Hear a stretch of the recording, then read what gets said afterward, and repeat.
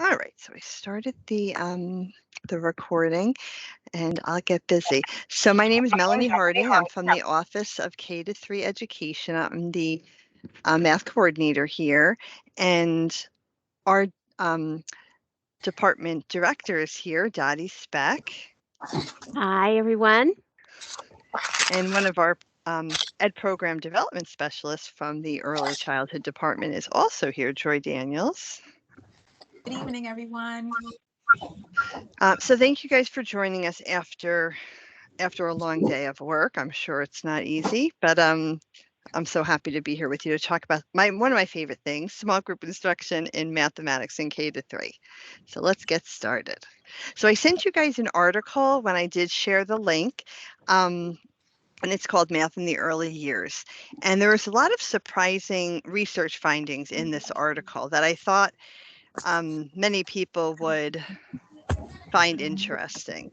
So I just wanted you to check it out. And it's something you can share with your team, share with your school, because I don't think a lot of people know it. The surprise one is that there's predictive power in early mathematics. Children's early knowledge of math strongly predicts their later success in math, but more surprising is that early learning math knowledge predicts achievement even into high school. And most surprising is that it can even predict later reading achievement better than reading skills. A lot of people do not believe in that, but there's so much research around it now. So I do think it's something to talk about. Surprise two is given opportunities to learn, our young children possess an informal knowledge of math that's very broad and very complex. They can learn complex math at a very early age. Children in preschool even can learn to invent solutions, to solve simple arithmetic problems, and almost all of them engage in substantial amounts of pre-mathematical activity in their free play. In fact, early childhood programs that include more math have increased higher level free play, all of which promotes self-regulation and executive function. And number three, teachers underestimate what their children can do. There was a study that showed that groups of teachers, trainers, and counselors that worked with a group of preschoolers underestimated the math competencies of these very same children when they sent them to kindergarten. So if teachers and those who work with teachers underestimate what children already know and can learn, they're not going to present challenging, appropriate activities for children. Number four is that all students need a math intervention, whether it's acceleration or remediation, but it's not just our most marginalized population. We really do need to meet all children where they're at and take them to the next level. And surprise five is there's a lot of information out there. A lot of people pay attention to early learning literacy, which is so important. And there is so much research out there around the reading, science of reading, not as much about math sometimes. It's not as mainstream. So it's something that I definitely want to bring to your attention and hope that you share with others. So we're going to talk about our purpose a little bit. Lillian Katz is a professor, an author, a researcher in the field of early learning math. And she talked about why we should teach small group instruction. She said, when a teacher tries to teach something to the entire class at the same time, chances are a third of the kids already know it, a third will get it, and the remaining third won't get it at all. So 2/3 of our kids, their time's being wasted. Small guided groups give teachers the ability to reach all of our students, not just a third of the class, all of them. And they get to meet children right where they are in their zone of proximal development. It allows our teachers to teach individualized content specifically to those children just when they need it, just in time, not just in case. And in small groups, children have more opportunity to engage in mathematical thinking and communicate that thinking. Oftentimes we talk about the SMPs and how important it is to engage in the standards of mathematical practice, but we don't give children enough opportunity to reason and clarify and justify their answers and have that safe place to do it in a small group setting. Because when you do it in small groups, you build your confidence. And when you're in that larger community of learners, you can have those discussions and you do feel confident in what you're saying because you're getting lots of feedback in your small group. So I was going to speak a little bit about Tomlinson and differentiation, but while I'm doing that, if you want to just think about how you're currently differentiating in your math classrooms, if you want to drop something in the chat, that would be great too. It's up to you. And I'm just going to make sure I can see my chat. Okay. So Tomlinson said that differentiating advocates attending to students as individuals. It doesn't mean everybody's getting a separate assignment. It means that it's student-centered and teaching is adjusted to meet the needs of the students. There's ordered flexibility, so there's lots of balls in the air. And I know you're used to that in the elementary classroom because you're teaching everything. But things aren't out of control. Differentiation is rooted in assessment. It's got to be dynamic. So how do you currently differentiate in your K-3 classroom? Does anybody want to share?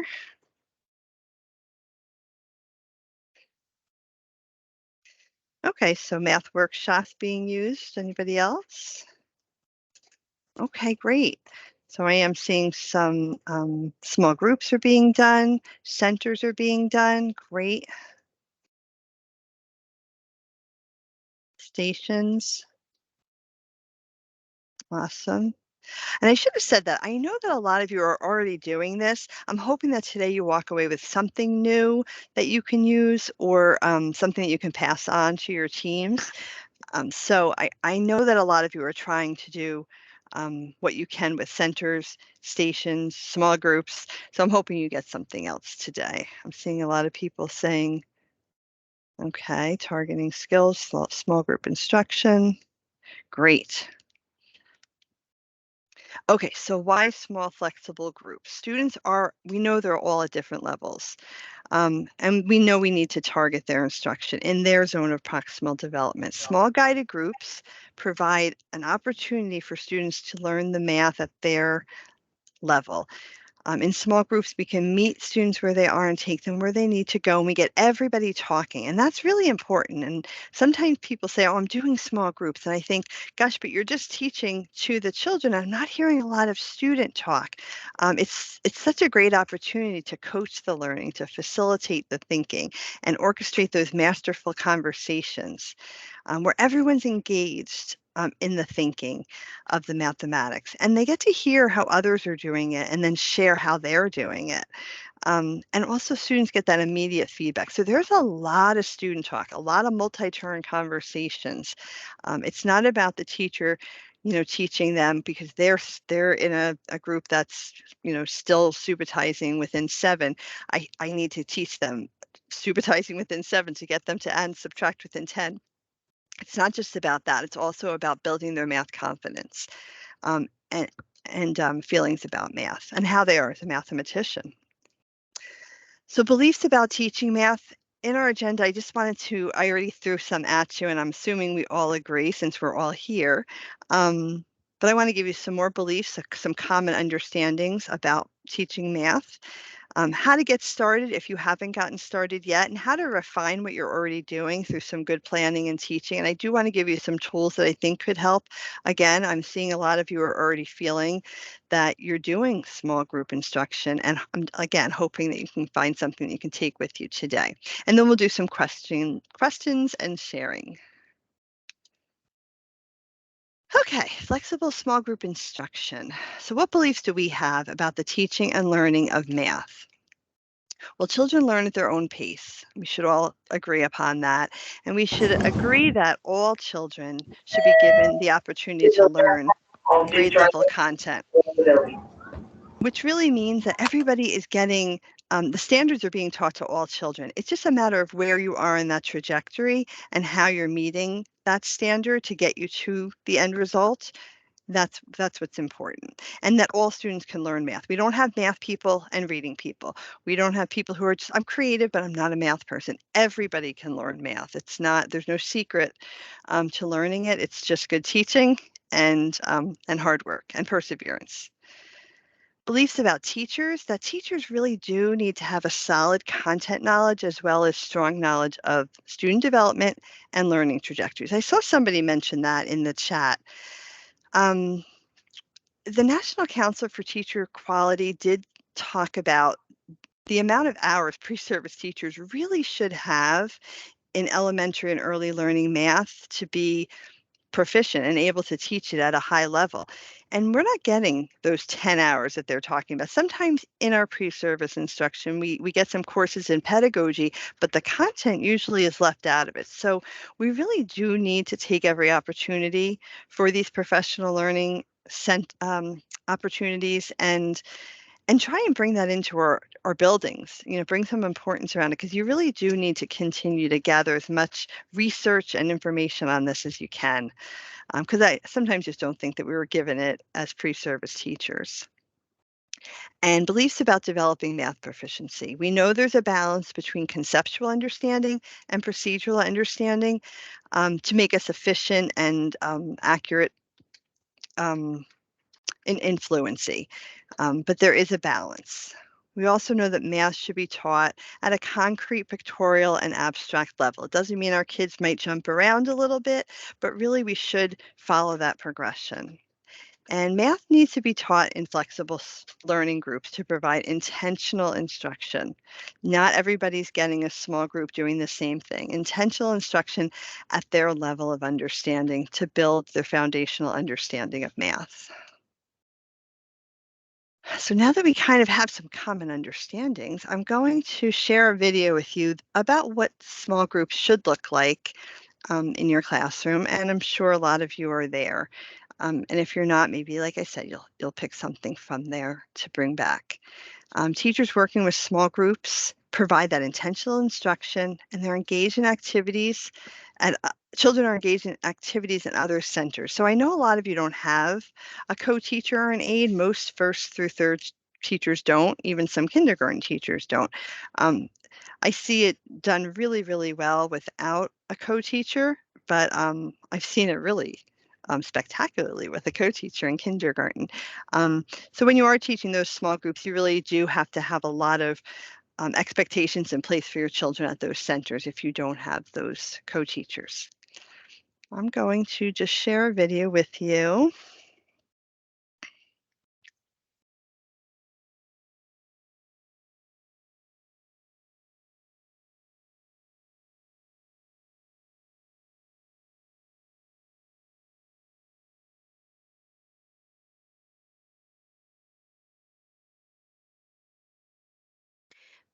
Melanie, we can't hear it. Okay, sorry about that, guys.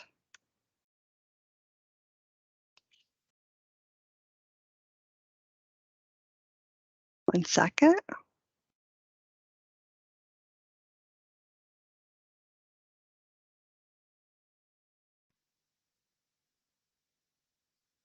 Okay, let's try that again.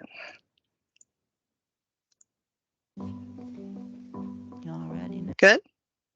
Thank you. Yep. Standards-based, rigorous learning opportunities where the teacher focuses on a particular concept, strategy, or skill. Teachers facilitate this learning through hands-on, scaffolded conversations and intensive questioning. What does it mean if something is equivalent? Oh, I'm sorry. Think. You already Yeah. know. Yeah? What do you think? If one thing makes something, you can do it a different way, but still with the same exact things. Okay. Who else can add to that? Guided math provides a structure for teachers to differentiate instruction so they can reach and teach every student. Guided math groups are small, intentional lessons with students around a particular topic, presented in their zone of proximal development. The format of a small guided math group is to introduce the learning target, make sure that the students understand what they're learning and what they're going to be doing is very critical. So that's no wasted time or energy. Here's our learning target here. We are learning to count up and back on the number line, to add and subtract.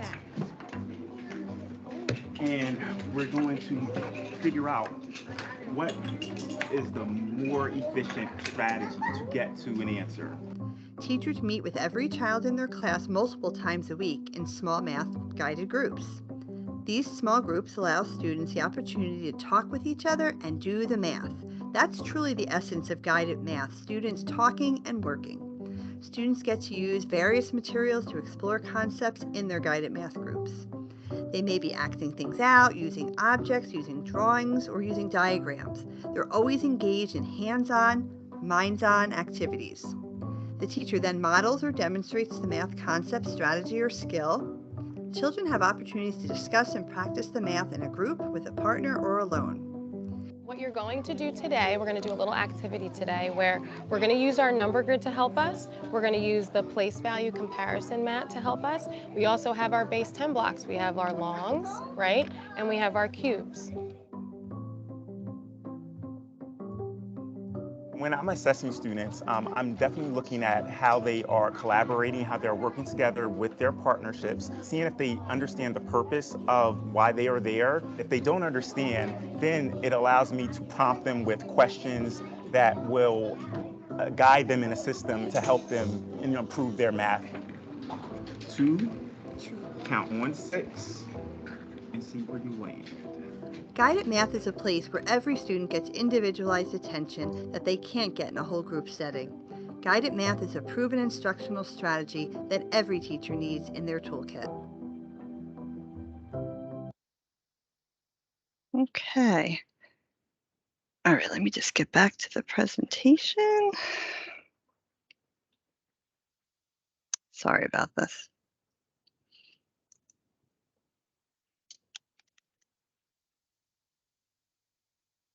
Okay. All right, so that was our small guided math group, just an overview. When we started it in the district that I had previously worked in, we did put together some videos so everyone could kind of get on board with what we were doing and hopefully be on the same page. In order to start this process, there's so many things you have to have in place, and it doesn't happen overnight, but really you want that mathematically rich classroom. You want to have those toolkits, things from the year before, because our first graders really need those kindergarten manipulatives that they're used to using. You need to have those posters and anchor charts.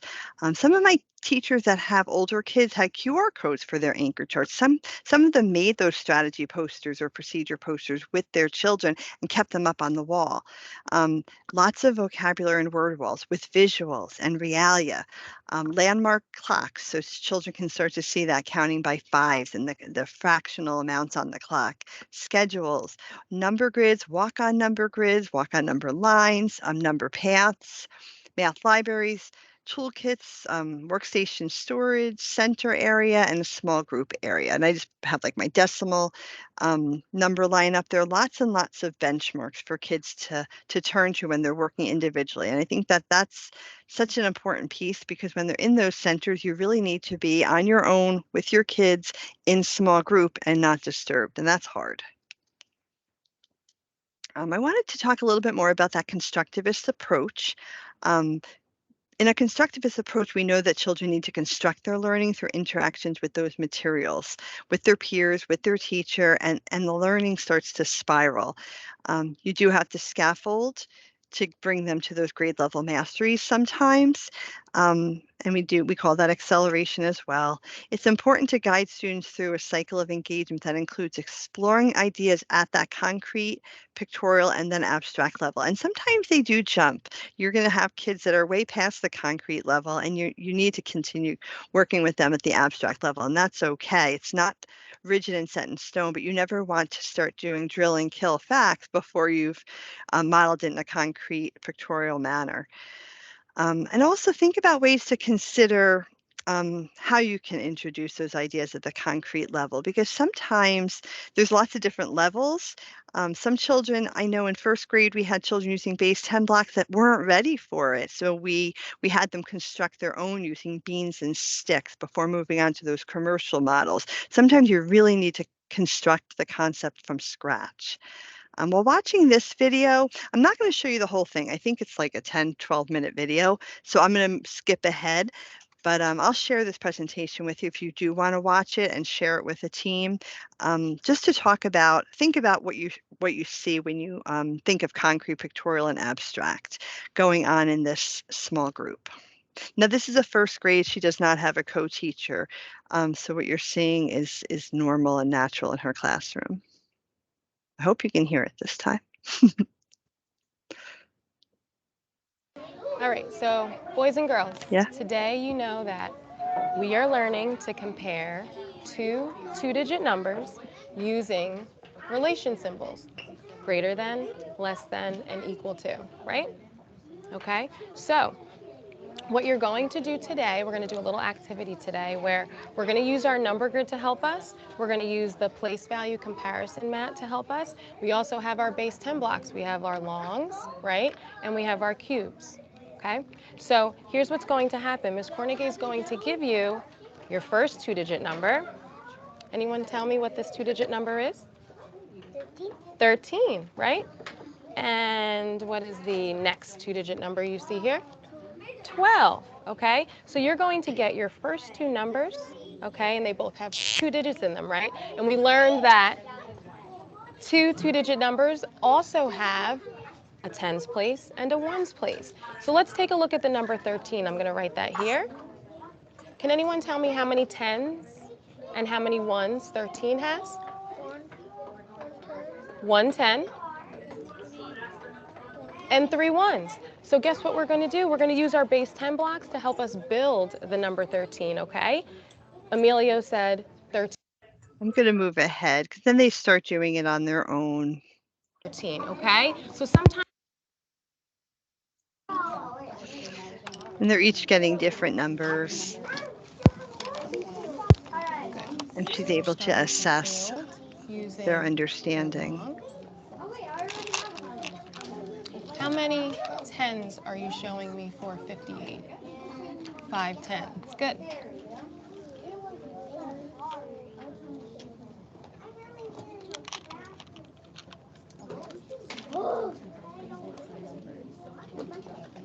How many tens did you use to represent 15? 1 10. How many? Okay, I'm going to stop it there. If anybody has any comments about the video or noticings or wonderings about the concrete materials, you can go ahead and throw it in the chat.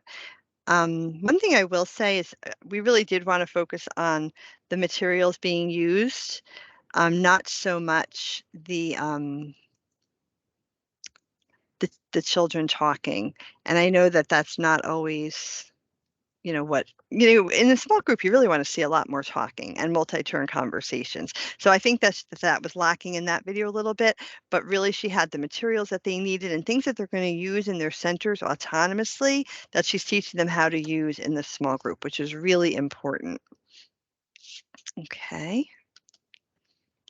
All right, as you're getting started, and again, if you're doing some of these things already, maybe just organizing a little bit more tightly, but we're not here at the state to tell you how much time you should spend on math. We don't know what your district is asking you to do. It could be 75 minutes, it could be 90, it could be 60. But whatever you are doing, it is a really good idea to spend most of your time in small groups and centers. Usually 60% of your time is really spent in those workstations and you working in small groups. So you always want to start out your class with an energizer, those math routines, number talks, games. It's quick. It's not calendar. We don't want to say, today is Tuesday, tomorrow will be Wednesday. We're not talking about that. It's about, the number of the day and working with that number or doing an engaging number talk or a really fun energizer where kids are just getting their math minds moving. Next, you move into problem solving. That shouldn't be skimped on either. Every day, we should be doing some kind of a problem solving activity. And I always say, like, a problem worth solving should happen over time. So maybe day one, you're just reading a problem together, you're understanding it, you're starting to act it out and think about what's the situation, and then the next day you're doing more of a plan with your partner, and the next day you're solving. It could take more than that. It could take 2 or 3 days to plan and solve, and then you're finally kind of checking your math, you know sharing your responses, clarifying one another's and justifying your work. So problem solving should happen daily. But then again, it could be a quickie every day where you're using like Splat or Mystery, something that just gets the kids' problem solving minds moving.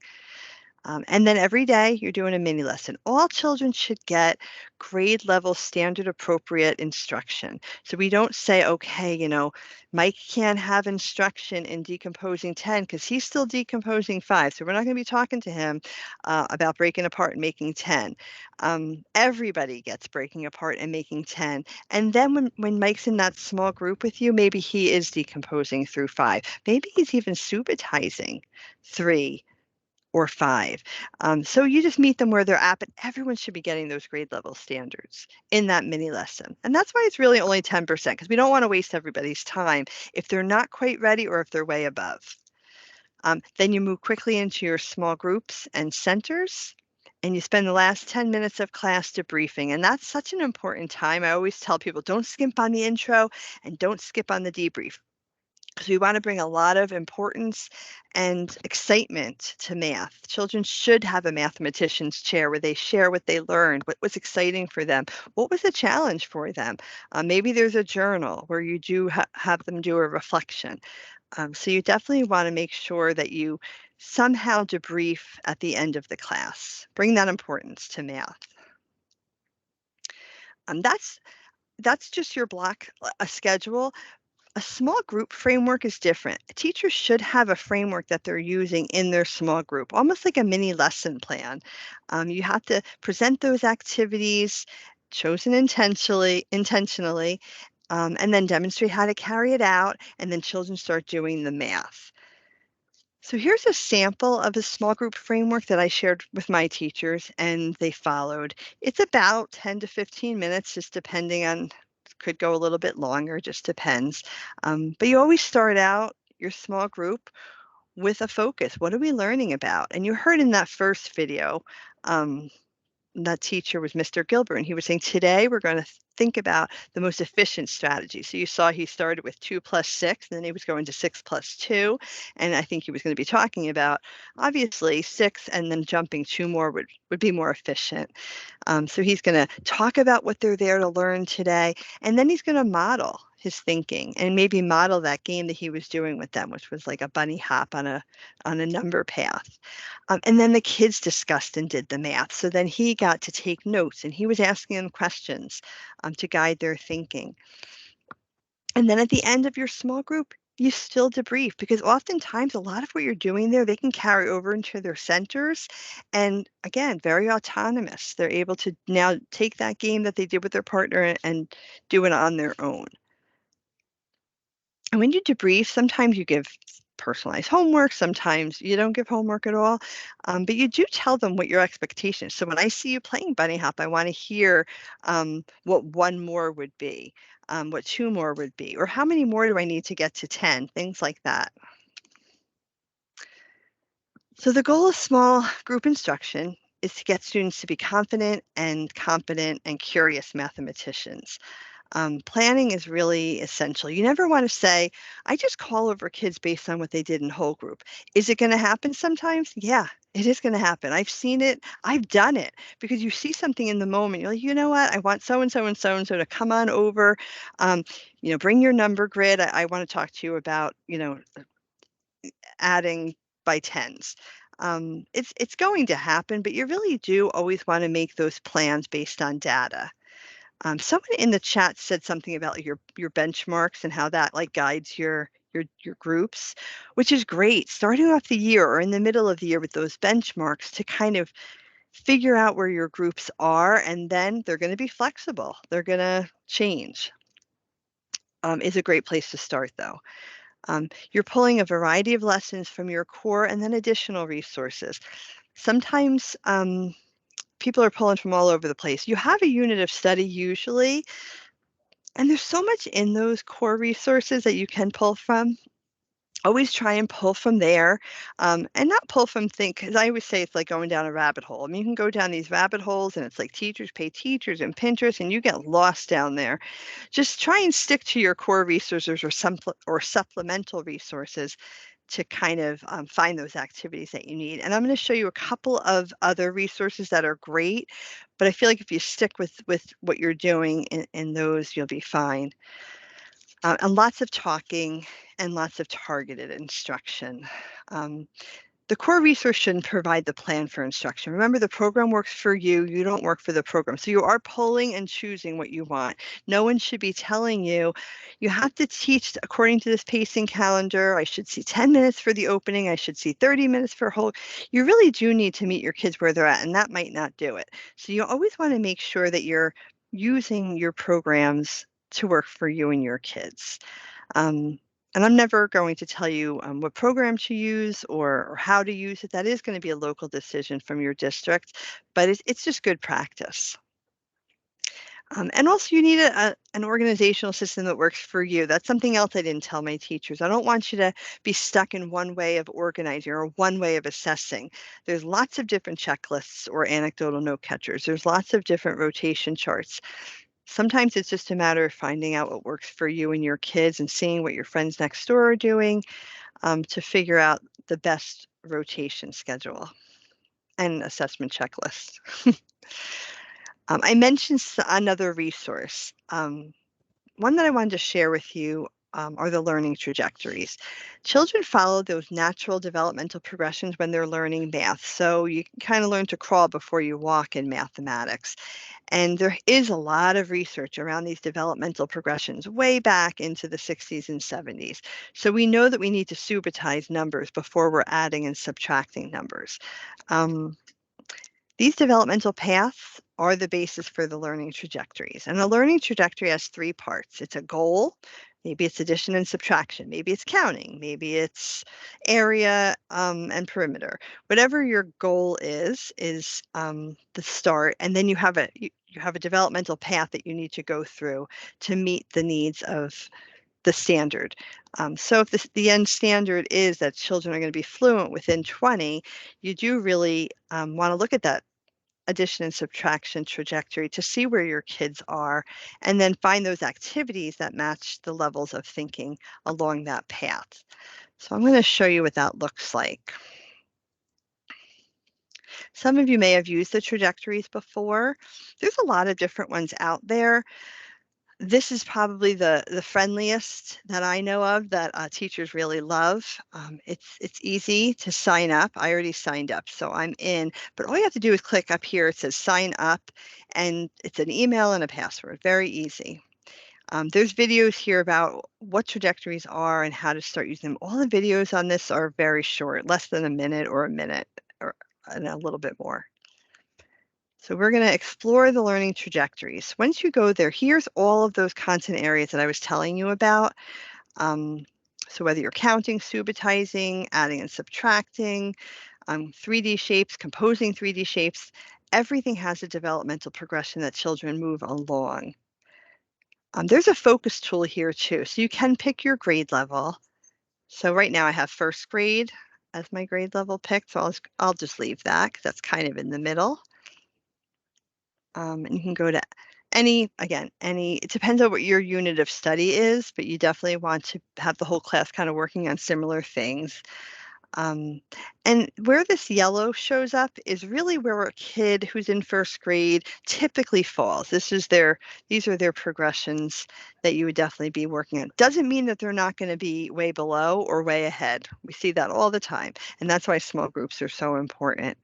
But maybe your child is a deriver for addition and subtraction, which means they're breaking apart and making 10. They're using really flexible strategies when they're adding and subtracting even big numbers. And we do this in first grade all the time. So the thing I love about the trajectories is if a teacher doesn't understand what it means, it gives you a video of what it looks like. And there's 4 videos for this. So what does a driver look like? And then it gives you other examples just in writing. So when asked what's 7 plus 8, the child might say, well, 7 plus 8 is the same as 7 plus 7 plus 1. I know 7 plus 7 is 14, so it's 14 plus 1 is 15. And we see this a lot in first and second grade. This is a skill that they definitely should have. And it gives you more examples. But then it also comes down here and it shows you different things you can do in small group instruction, different things you can do in centers, just to help you plan better because there's going to be kids that are going to be at this level and kids that are not at this level. So you really definitely want to use resources like, and this is one of those research-based open educational resources. You're not going down a rabbit hole. It's really seeped in research. So it's a great place to go. If you have any questions about the trajectories, we'll save that to the end. Oh, thank you, Barbara. Barbara put it right in the chat.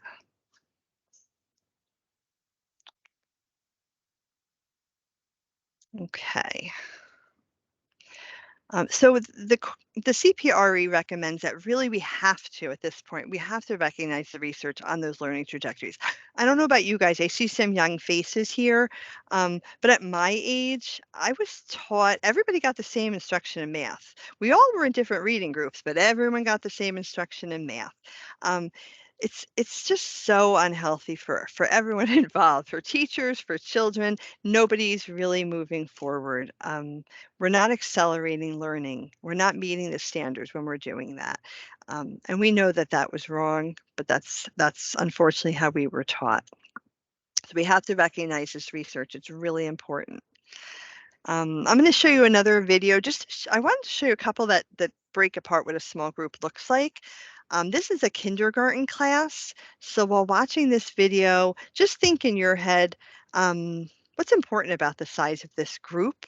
And you're going to notice how loud the classroom is. He does have an IA, we call them in this district, but the kids talk a lot of math and they're sharing and playing. It's awesome. So it is a little bit loud. What's the teacher doing and what are the students doing? So I'm going to show you a little bit. And I don't think I'll show you the whole video on this one either because it's a little bit long. So the first thing I want to show you is a number story like this, okay? We're going to be adding and looking for the solution. So boys and girls, since we're going to be adding today, what type of words do you think we're going to be using when we're talking? When we add, what types of words do we use? So he's just going to introduce the concept, and then you'll move into some modeling. I'm just going to move up a little bit. Number lines to work with. So you pass out your number lines and take one eraser. All right, so boys and girls, when we are solving a number story on a number line, the first thing we need to do is see, do we have a plus or a minus? So what is our first number sentence having? It's a plus. So we're adding today. So are we going to the bigger numbers or are we moving to the smaller numbers? The bigger numbers on our number line. And I even put a plus sign next to the bigger numbers and I put a minus sign next to the smaller numbers. So now we need to find the greater number. So what's the greater number in our sentence here? 7. So let's start our dot, plot out the number 7. Sophia, honey, plot. So he starts them off pretty slow, just kind of introducing the tools. But this is a group, and I never say higher or lower. We never say, oh, these are my low friends. You know, my low friend Sean is not a good cook or he doesn't drive well. He's a low friend. We always talk about children the same way we would talk about our friends and our family.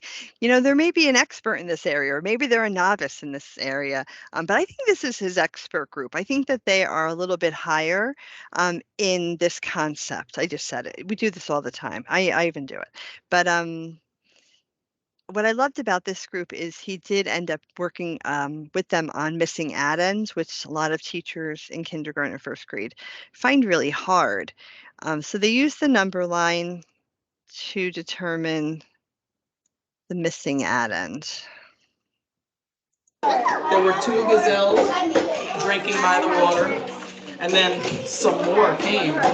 And at the end, we had 6 gazelles. So we started with 2, and we ended with 6. So first thing I want you to do is write your number sentence. 2 plus, listen Eswin, write your number sentence first. 2 plus blank equals 6. Go ahead, write your number story on your table. 2 plus right here. 2 plus blank equals 6. And as soon as you're done with that, we're going to figure out how we're going to use our number line to solve this equation. All right, Kaylee, stop right there. I'm going to ask you why you did that. 16. Right, no, you're fine. Blank equals 6. All right, so I see we have our equations on the table, and Kaylee already started drawing dots. Now hold on, Eswin. Kaylee put a dot by the 2. Hold on, Messiah, listen now. Please put your markers down, because I want to listen to Kaylee's idea first. Kaylee, why did you put a dot by 2 and 6? So at the beginning of the story, we had what? And at the end of the story, we had how many, Gazelle? So what are we going to do to find our missing add-in? Go ahead, count your hops from 2 to 6 and see what is 2 plus blank equals 6. Find out what that missing. All right, and then he moves through and until they're finally kind of working on their own or with a partner. All right, write this number equation. Write the sentence on the table. Write it out first so we can think about it and put in our missing add-in.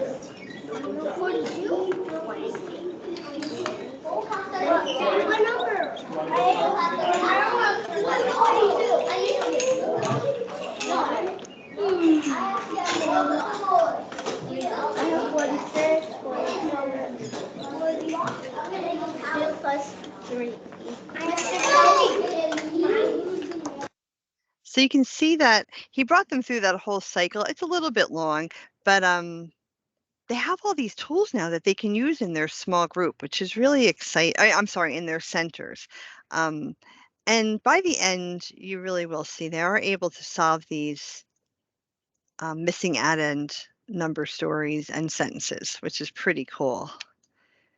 Assessment, I just wanted to talk quickly about that. We do have to assess constantly. So someone said that they use their benchmarks to kind of group their kids. I think it's a great idea, but I think that we know our kids better than anybody, and you start to see, okay, maybe they just didn't have a good day, and maybe they really are at a different level, and you start to see where they really are. And that's why it's got to be so flexible, our grouping, but we have to take notes, and we have to give them constant feedback throughout this cycle, and make sure that we're observing them closely, listening to what they're saying, and ask them even more questions. And when I get to be with my small groups, I start to kid watch and start to talk to them about their interests, experience. Because honestly, I feel like if you don't bring that into the math, you're missing out an opportunity because you read some of these word problems. And I came from an urban district. There were no cornfields in Long Branch, New Jersey. You know, we had to talk about the bodega and McDonald's and the things that they knew about. So you always want to make sure that you're paying attention to their interests. So in small guided groups, I told you we have to have those multiple close encounters with our children and a lot of turn and talk conversations, observing them closely, understanding where they are on that developmental progression. And then truly be able to personalize their instruction. You have to document it through a note catcher. I'm not telling you this that you have to for real. I'm not your boss, and the state's not saying you have to do this, but you do have to do it because when I know when I was a young teacher, I thought I would remember. By the end of the day, I taught kindergarten and I taught third grade and I also taught preschool. By the end of the day in kindergarten, I'm like, who is the child who couldn't figure out that missing addend or who wasn't able to use the number line because they didn't do one-to-one correspondence. They were kind of getting lost in the middle and they really need a number path. I thought I would remember, but I didn't. So you've got to record these observations and refer back to them. These are just two examples. This is one that I just created for teachers I worked with. It's based on the standards, and I also put the learning trajectory in there. And really, we just want to talk about where our kids are along this trajectory. And I think when I showed you one of the videos, you saw them probably using this.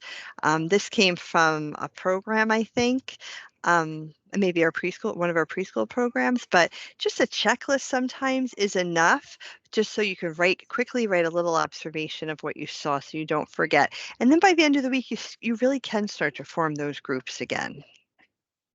I'm going to show you a quickie video of Sean assessing in that small group we just saw.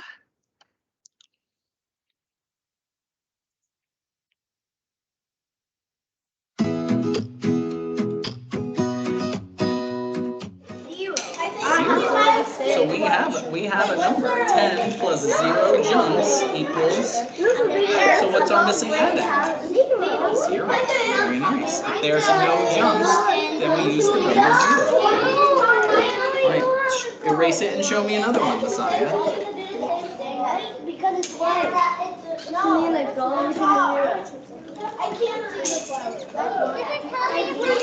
Kaylee, help. I want you to work on this number sentence and let Sophia work on hers too.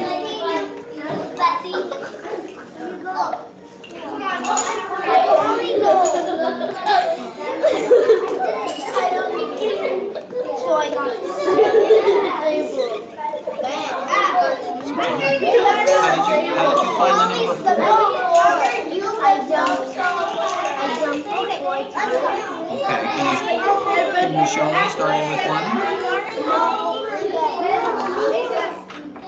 1? Okay, I am going to stop it. Again, I'm going to share this presentation with you so you can watch these videos in length. It's not that much longer, but I want to save time in case you do have any questions. And I do have another one I wanted to show you because, like I said before, I think debriefing and future plans, even in small group, is really important. Children need to know why they're there, what they learned, now how they can use it at home or in their small group, or I'm sorry, in their centers. So really always make sure you do summarize those major takeaways after your small group. And again, this is Sean. I just wanted to be consistent. What have we been learning or doing with our number lines? Esmond.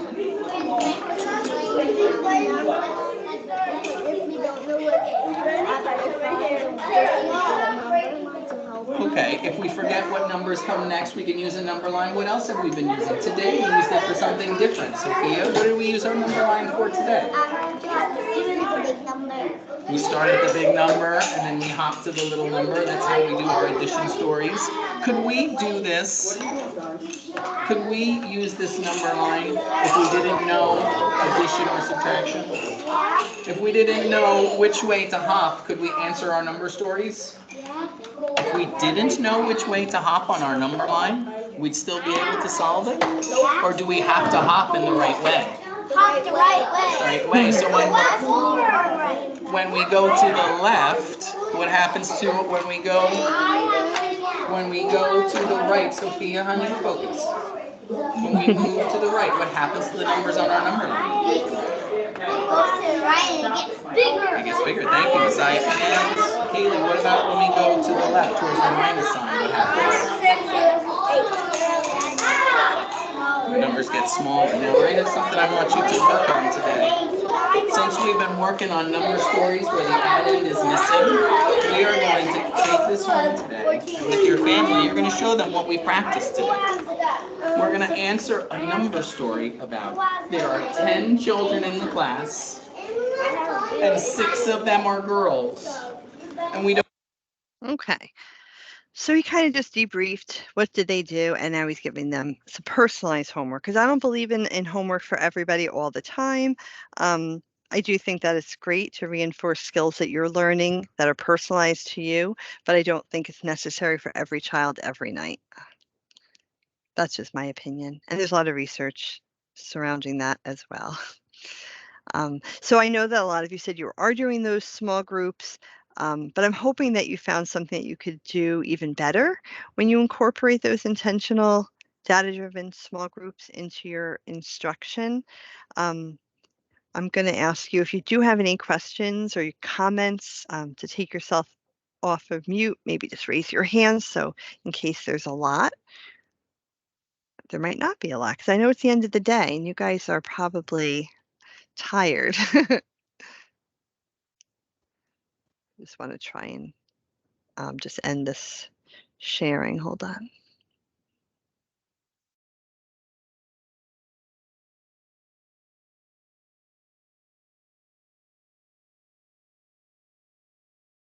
Okay.